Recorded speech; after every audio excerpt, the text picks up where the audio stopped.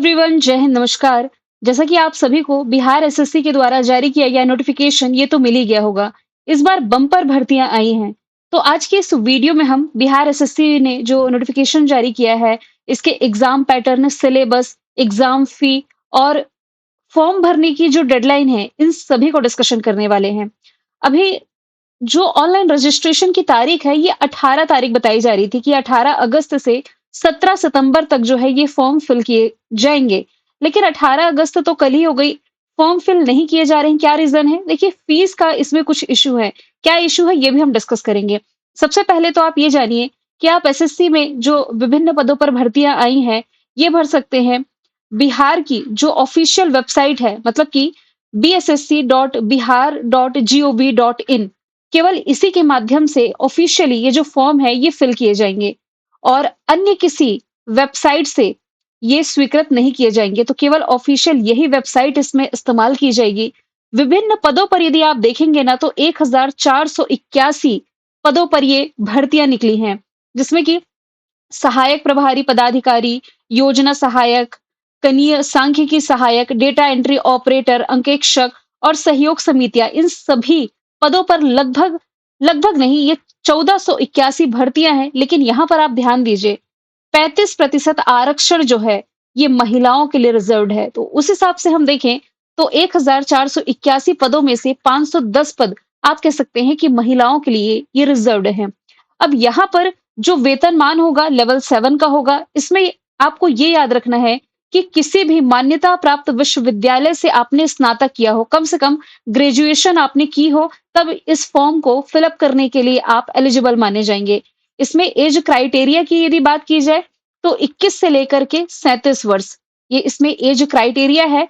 और इसमें एज जो काउंट होगा 1 अगस्त 2025 के बेस से ये काउंट होगा, है ना? कि इस वर्ष तक, 1 अगस्त 2025 तक क्या आप 21 वर्ष की अवधि तक पूरे हो चुके हैं या नहीं। वैकेंसी 1481 है, जैसा कि मैंने आप लोगों को बता ही दिया है। अब इसमें उम्र सीमा में कुछ छूट भी दी गई है, जैसे कि अनरिजर्व्ड यदि पुरुष की कैटेगरी है तो ये 37 वर्ष की हो जाती है।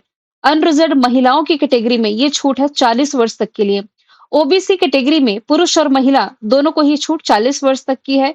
और अनुसूचित जाति और जनजाति एसटी एससी कैटेगरी में जो पुरुष और महिला है, ये फिर 42 वर्ष तक की है। और जो दिव्यांग अभ्यर्थी हैं, इन्हें अतिरिक्त 10 वर्ष की छूट इसमें मिल जाती है। ठीक है। न्यूनतम सीमा लेकिन याद रखें 21 वर्ष से ही है इसके अंतर्गत। एग्जाम फीस को लेकर के बहुत सारे स्टूडेंट चिंतित हैं कि क्या इसमें एग्जाम फीस रखी जाएगी।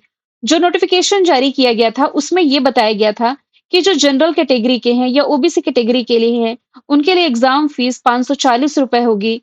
एसटी एससी के लिए 135 रुपए, दिव्यांगों के लिए 135 रुपए। सभी कैटेगरी की महिलाएं यदि वह सिर्फ बिहार के स्थायी निवासी हैं तो 135 रुपए। और बिहार राज्य के बाहर सभी कैटेगरी के पुरुष महिला के लिए 540 रुपए की फीस रखी गई थी। लेकिन अब इसमें एक अहम बदलाव देखने को मिला है। अभी एक नया नोटिफिकेशन जारी किया गया है। विज्ञापन संख्या मेंशन है। इसमें यह बताया जा रहा है कि चतुर्थ स्नातक स्तरीय संयुक्त प्रतियोगिता परीक्षा हेतु जो ऑनलाइन आवेदन की तिथि थी 18 अगस्त की, और ये 19 सितंबर तक इसमें जो एग्जाम फिल होने वाले थे, इसमें जो आपकी फीस रही है, फीस को लेकर के एक नया संशोधन पत्र जारी किया जाएगा।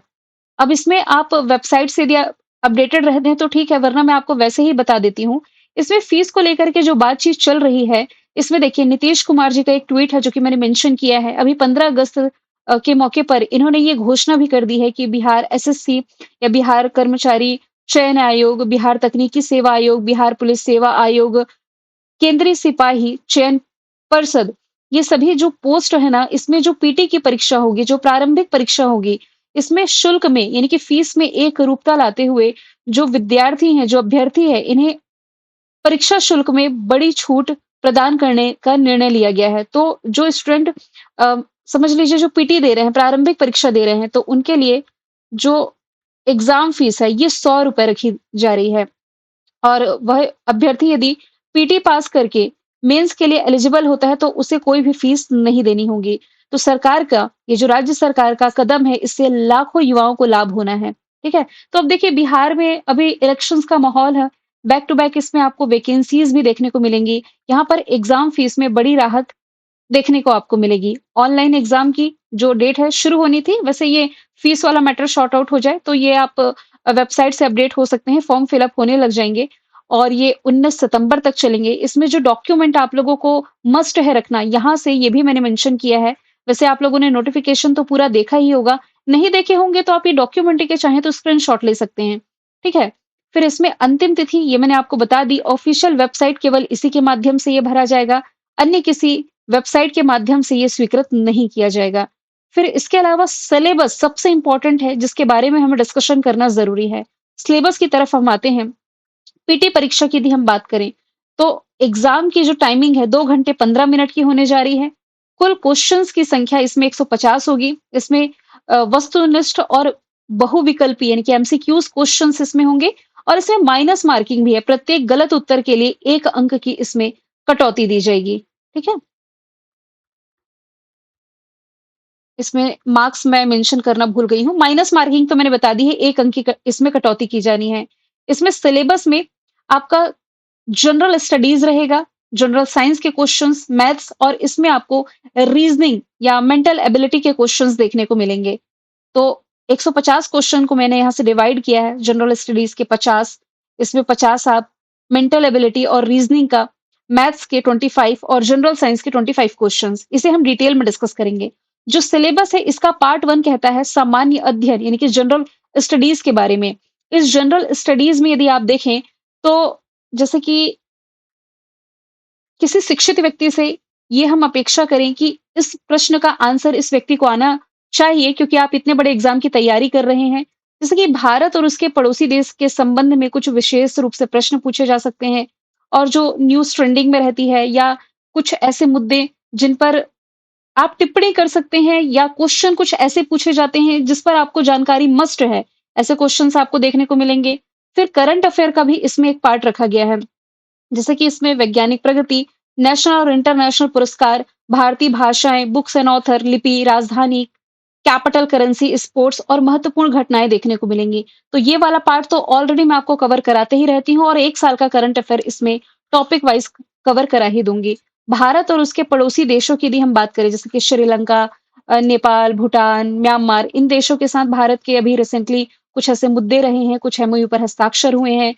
फिर भारत का जो इतिहास है, हिस्ट्री से सवाल, कल्चर से सवाल, ज्योग्राफी से सवाल, इकोनॉमी से सवाल, स्वतंत्रता आंदोलन से, भारत की कृषि से सवाल पूछे जाएँगे, पॉलिटी के इसमें क्वेश्चन्स रहेंगे, पंचायती राज के क्वेश्चन्स पूछे जाएँगे, इसमें पंचवर्षीय योजना, राष्ट्रीय आंदोलन में बिहार के जो योगदान रहे, ये सभी महत्वपूर्ण टॉपिक से क्वेश्चन्स पूछे जाने हैं। फिर इसमें ना ये तो सामान्य अध्ययन जीएस का पार्ट हमने देखा। सेकंड पार्ट खंड खा में यदि हम देखें तो उसमें विज्ञान और गणित को शामिल किया गया है। जनरल साइंस में आपको फिजिक्स, केमिस्ट्री, बायोलॉजी ये सभी शामिल होगा। मैथ्स में इसमें आपका परसेंटेज, बेसिक मैथ पूछा जा सकता है। इसमें अनुपात, समानुपात, इसमें आपका ब्याज हो गया, इंटरेस्ट, प्रॉफिट एंड लॉस जैसे टॉपिक आपको देखने को मिलेंगे, ठीक है? इसमें दशमलव और भिन्न संख्याओं के बीच परस्पर संबंध, ये भी पूछा जाएगा।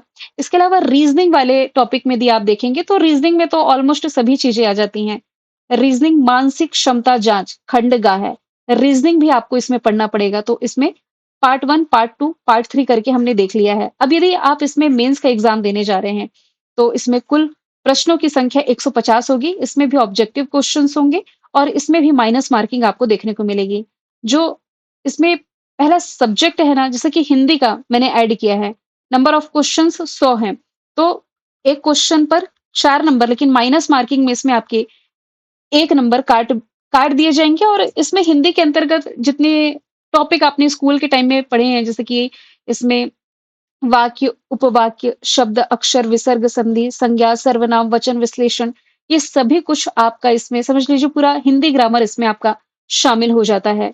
फिर इसके अलावा इसमें जो सेकंड पार्ट होगा इसमें सेम वैसा है कि 150 प्रश्नों की संख्या ऑब्जेक्टिव होंगे और 1 अंक की कटौती की जाएगी प्रत्येक गलत उत्तर पर। इसमें आपका जनरल स्टडीज़ है, जनरल साइंस है, मैथ्स है और रीज़निंग, ये सभी सब्जेक्ट इसमें आपके शामिल होते हैं। तो करंट अफेयर भी आपका ये जनरल स्टडीज़ वाले टॉपिक में ही आएगा। इसमें स्कोरिंग सब्जेक्ट अच्छा है यदि आपकी मैथ्स और रीज़निंग अच्छी हो। समय वैसे कम है, एग्ज़ाम आपके होने जा रहे हैं। इससे रिलेटेड कोई भी नोटिफ़िकेशन यदि आता है तो मैं आपको अपडेट करूँगी और यदि आप चाहते हैं कि इस पर आपको टॉपिक वाइज़ करंट अफेयर मिलता रहे या एग्ज़ाम का नोटिफ़िकेशन आपके लिए मैं जल्दी से जल्द जारी करूँ, तो कमेंट बॉक्स में अपनी राय दे सकते हैं। फिर हम मिलेंगे नेक्स्ट वीडियो में। Thank you so much.